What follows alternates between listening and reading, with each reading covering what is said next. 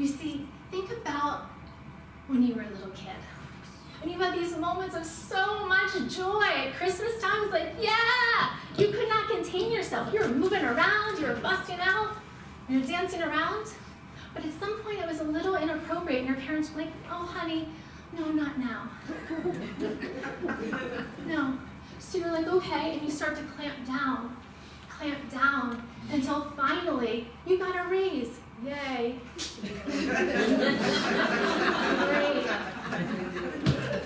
Or those times when you would have those temper tantrums, you're so tired, and you were like pounding on the ground, screaming, and probably embarrassing your parents, and they're like, oh, honey, not now.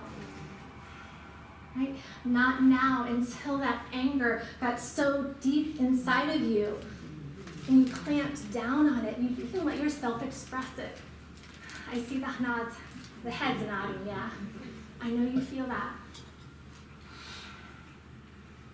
So let me tell you a little bit of science stuff so you can understand this a little bit. So when we get excited, when we feel, now we all have been feeling today, but we haven't really put it anywhere.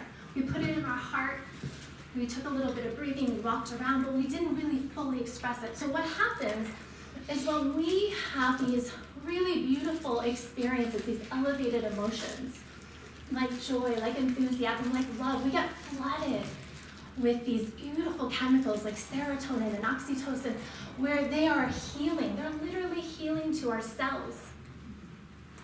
But then when we have these stressors like anger and fear, we have these other chemicals that go through. And they're good for a reason, because we need to fight or flight, right? When we're in that survival mode. But if we don't have somewhere to put it, guess where those chemicals go? They get stuck. And they lead to dis-ease. And they become our story.